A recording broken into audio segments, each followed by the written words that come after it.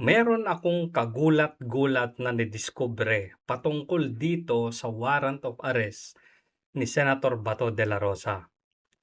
May mga nagtatanong kasi na valid ba yung warrant of arrest na ibinabandera at iwinawagay ni Trillanes at ng NBI?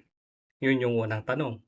Pangalawa, sino ba yung nag-a-unseal o nag-o-open sa ICC warrant of arrest na sealed?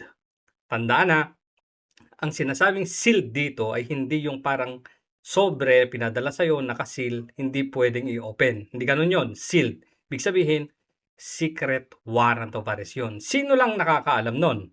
Ang ICC lang. Ang kalaban ng sinungaling, timeline. So, babalikan natin yung mga pangyayari. Okay. Unahin natin yung pangyayari kung saan itong si Boying Remulla, sinabi niya, Remulla says he has an official copy of Bato's ICC warrant of arrest. Kailan yan? November 11, 2025. Kailan nilabas secretly yung ICC warrant of arrest? Yan o, maliwanag ha. November 6, 2025. Ilang araw lang, ibinalita na yan ni Boying. Although, unofficial daw. Pero yun, hindi ko yun kinakagat. Isa lang ang possibility niyan. May communication si Boying sa ICC or may nag-leak. Kasi ang nakakaalam lang talaga niyan ay yung pre-trial chamber 1, yung mga judges lang or siguro yung mga tao kung sino-sino yung mga nandoon, mga secretary, mga assistant secretary, etc., etc. So hindi na ako, so tama si Boying na meron ng ICC warrant of arrest. Ang tanong na lang ngayon, sino ang nagko-communicate kay Boying sa ICC? Tandaan, sinabi nila noon na wala na silang communication sa ICC. Pero meron naman pala. Okay. Kailangan nating malaman yung oras kung kailan nagpunta yung mga NBI sa Senado. Dahil nung pagpunta nila doon, ibig sabihin, meron na silang warrant of arrest. Ibig sabihin, unsealed yung warrant of arrest ni Bato. Sino kaya ang may karapatang mag-open o mag-unseal, tanggalin yung selyo ng warrant of arrest ni Bato de la Rosa kung saan ang resulta nun ay may hawak ang NBI at iwinawagay na ni Trillanes.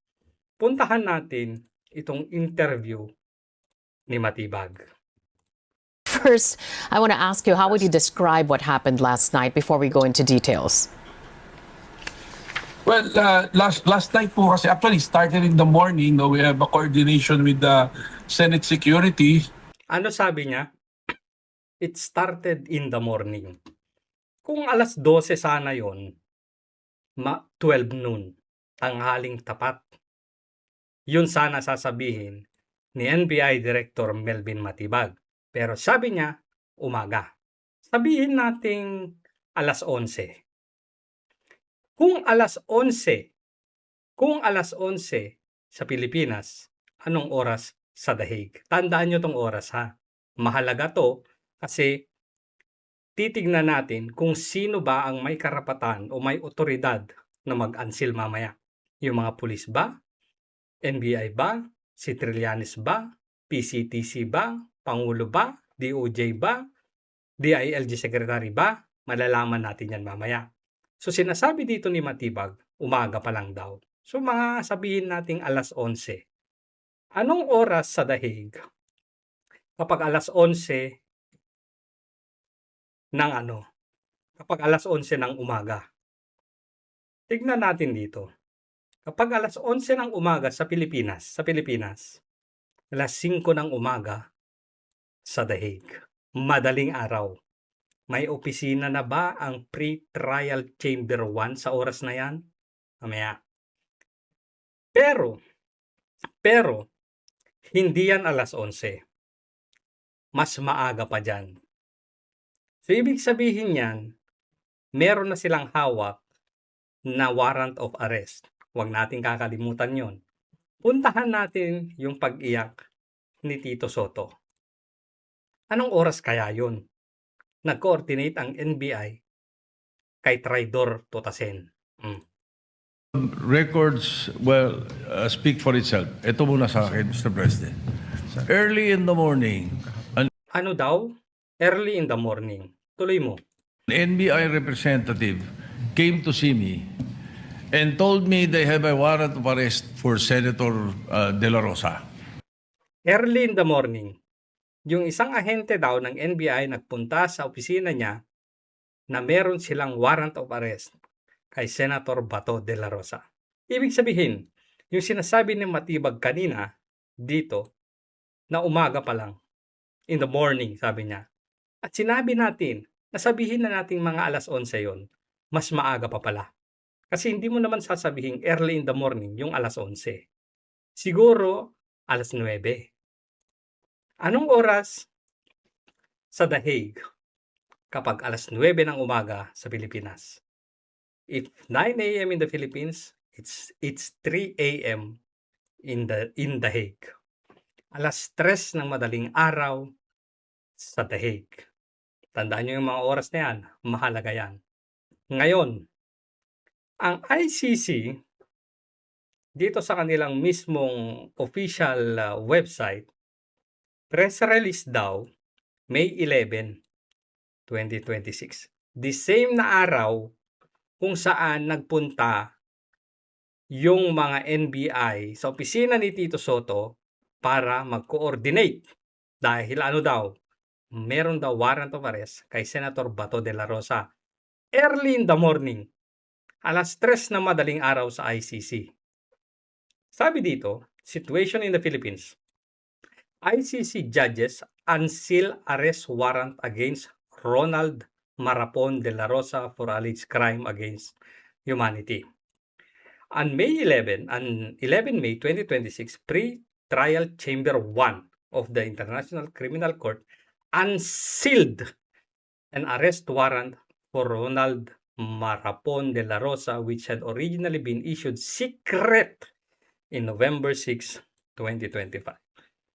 Huwag niyong sabihin, NBI, na yung ICC nag-opisina or nag-convene yung mga judges sa pre-trial chamber 1 ng alas 3 hanggang alas 11 alas 3 ng umaga hanggang alas 5 ng umaga sa lugar nila para lang i-unseal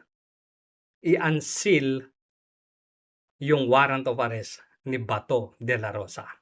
So ano yung hawak ng NBI at ni Trillanes? Kung wala pang opisina dito na mag-a-unseal o mag-o-open sa warrant of arrest ni Bato de la Rosa at may hawak ng NBI na siyang iwinawagayway ni Trillanes. But wait, there's more. Tanong natin kanina, sino ba ang may karapatan o may authority na mag-unseal, mag-open sa warrant of arrest na inisyong secret or sealed ng ICC? Tinanong natin yung kaibigan nating robot. Who has the authority to open a sealed ICC warrant of arrest and when? Dito masaya. At the International Criminal Court, a sealed arrest warrant is typically opened or unsealed by the ICC judge's relevant pre-trial chamber. In this case, pre-trial chamber 1. Sino daw ang mag-a-unseal? Yung mga ICC judges lang. So, ibig mo sabihin, uulitin ko, sa Pilipinas ay between 9 to 11 maging mabait na tayo. 10 o'clock na lang, alas 3 hanggang alas 5 ng madaling araw sa The Hague, nag-convene ang ICC judges ng Pre-Trial Chamber 1 para i-open o i-unseal yung warrant of arrest. Walang opisina pa dyan, madaling araw pa. So bakit meron kayong kopya na ibinabalandra nyo na sa publiko kung at that time wala pang opisina ang ICC para i-unseal o i-open ang warrant of arrest? So, saan galing yung warrant of arrest ninyo? Not by prosecutors, not by police, or the states. Hindi daw maging yung prosecutor, maging yung mga police, o maging yung states, o yung mga bansa. Sino lang ang mag-a-unseal? ICC judges. The Chamber asks either, kailan daw i-open yung ICC sealed or unopened warrant of arrest on its own initiative? Sila-sila lang daw. Imposible naman na sasabihin nila na, convene tayo ng alas 3 o hanggang alas 5 ng madaling araw para i-open natin yung yung ICC warrant of arrest. Katarantaduhan. More commonly, after a request from the office of the prosecutor. Kapag may request daw yung office of prosecutor. Under Article 58 of the Rome Statute, warrants may initially remain sealed too. Bakit daw isinisil yung warrant of arrest? To avoid tipping off the suspect, para hindi makatunog yung suspect. Prevent flight, para hindi makatakas. Protect witnesses or investigators, protektahan ang mga investigador at mga witnesses. Maximize chance of arrest, para mas malaki daw yung chance para maaresto yung may warrant of arrest. Tuloy natin to. It gets better. The pre-trial chamber decides when those reasons no longer overweight the benefit of publicity in practice. Warrants are often unsealed when? Kailan daw madalas ino-open ang warrant of arrest? The suspect has already been arrested or surrendered. Wait a minute. Ang sabi dito, kapag yung suspect daw ay naaresto na o na-surrender na, saka lang usually ino-open yung unsealed warrant of arrest. Tanong, naaresto na ba si Senator Bato de la Rosa nung meron silang iwinawagayway na warrant of arrest? Hindi pa. Ibig sabihin, unsealed pa. Nag-surrender ba? Hindi. Bakit? Hindi pa naaresto, wala sa custody nga ni, tumakbo nga ni. Ngayon, dito ko napagtanto. Balikan natin yung pagkakaaresto ng dating Pangulong Rodrigo Duterte. Pumunta si Diwata sa tarmac, umakyat sa eroplano, sa tube pa lang inaaresto na si Pangulong Duterte. Ang tanong noon, nasaan yung warrant of arrest? Ang sagot ni Diwata noon, nasa telepono daw niya. Nasa telepono, wala siyang maipakita. Bakit wala siyang maipakitang warrant of arrest at that time na umakyat siya sa eroplano at inaaresto si Pangulong Duterte? Dahil dito, warrant are often unsealed. Ino-open na kung naaresto na o na-surrender na yung suspect. Sa sitwasyon ni Pangulong Duterte, nung naaresto na siya, saka lang siya pinakitahan ng warrant of arrest galing sa ICC dahil yun yung time na na inopen na o inunseal na yung warrant of arrest. Wala silang maipakita in the beginning. Bakit? Nakasil pa kasi. I-unseal lang yon, magkakaroon lang ng official na kopya ng warrant of arrest pag naaresto na o na-surrender na yung suspect. Maliwanag. So, napagtutugma-tugma na natin yung mga pangyayari noon. Bakit inaresto si Pangulong Duterte? Nakasil pa pala yung warrant of arrest, Gosip. Wala din naman siyang red notice. Tandaan na, tama ba yung pagkakaintindi ko? Ay, pagkakaalala ko, walang red notice si PRRD na nakikita natin noon. Ano daw yung meron? Diffusion order. Saan daw galing yung diffusion order? Sa Interpol at ipinasa sa kung ano-anong ahensya ng gobyerno hanggang makarating sa PCTC na siya namang may karapatan para magsagawa ng pag-aresto. Katulong ang PNP, which is noon ay si Diwata. Bakit dito sa kaso ni Senator Bato de la Rosa, may narinig na ba kayong Interpol? Meron na ba kayong narinig na red notice? Meron ba kayong narinig na diffusion order? Bakit na-aresto si PRRD, Gosip? Wala palang red notice. Walang red notice, pero may diffusion order. Yung diffusion order kasi binabypass niya yung red notice. Pag may diffusion order na galing sa Interpol, okay na. Pwede nang isagawa yung pag-aresto. Ang tanong ngayon dito, uulitin ko lang, bakit walang binabanggit ang NBI o kahit sino man na nakipagtulungan lang tayo sa Interpol at hindi sa ICC? Yan yung sinasabi nila noon. Wala kaming communication sa ICC, pero nakipag-coordinate lang tayo sa request ng Interpol. Ba't wala? Wala tayong makitang ni walang red notice, walang diffusion order hanggang ngayon. So, valid ba? Valid ba yung winawagayway nilang warrant of arrest? Parang hindi Ano pa daw? Kailan pa daw ino-open ang warrant of arrest? Public disclosure may help to locate or arrest the suspect, which is hindi naman nila ginagawa yan. Bakit? Gusto nga nilang isurprise si Bato de la Rosa. At bakit ngayon lang? Bakit ngayon lang nila kung sabihin nating inansil nga nila to help locate? Hindi May nagtip lang na darating si Bato de la Rosa. International cooperation, hindi naman lumabas ng bansa si Bato, o secrecy is no longer operational or useful.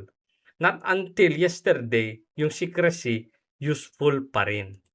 Tignan natin itong kaso daw ng Libya. The Libya case against Al-Tumani Mohammed Khalid. The warrant had been sealed since 2013. In 2017, the prosecutor asked the chamber to unseal it because making it public could facilitate his arrest and surrender. The judges agreed and formally unsealed it. Tingnan nyo yan, taon ang binilang bago ma-unseal yung warrant of arrest ng isang tao sa Libya daw. So ngayon, balikan natin yung mga napag-usapan natin. Saan kinuha ni Trillanes at ng NBI yung warrant of arrest? Kung yung mag-a-unseal na mga judges ay madaling araw pa sa The Hague. 3:00 hanggang 5:00 ng umaga. Not unless sabihin ng ICC na nag-convene kami bilang pre-trial chamber ng 3:00 ng umaga. Debunk si Gosip doon. Pero hindi ako naniniwala. Nasa Europe ako. Walang ganyan. Ang maaga lang na gumigising dito sa Europa sa public service, ang isa ay yung Public Information Minister nila. Bakit, Gosip? May experience ako dyan Dahil alam ko yan 3:00 pa lang ng umaga, gising na yung kilala ko, eh. Bakit? Pumupunta yung sundalo, eh. Nagbibigay ng ano, eh, ng dyaryo, eh. So, sa custom ng Europe, napakahirap mangyari na magko-convene pa ang isang korte o chamber ng isang korte ng 3:00 at 5:00 ng umaga. Napakalaking imposible yan. So, saan nila kinuha yun? Kung tulog pa yung mga mag-a-unseal. So, ibig sabihin nun, hindi official yun. Ibig sabihin, saan nyo kinuha yun? Huwag nyo sabihin na galing yun sa Interpol. Dahil hanggang ngayon, wala pa kaming naririnig mula sa mga NBI o kahit sino pa na nakipag-cooperate lang kayo. Nakipag-cooperate lang kayo sa Interpol. At ang Interpol, hindi din pwedeng sabihin na meron kaming warrant of arrest kung hindi pa unsealed yung warrant of arrest. Patay tayo dito. Saan galing nga ni? Ano ba yun? Na-leak na document? Galing ba mismo yan sa ICC? I mean, galing ba mismo yan sa pre-trial chamber? O may nag-leak lang? Para at that time, na pwede na nilang gamitin para isuppress yung isang boto ng senador, ay ginamit na nila. Naka, ICC, ano ba itong pinaggagawa ninyo? Gobyerno ni Ngagba, paano nyo ngayon idedepensa to?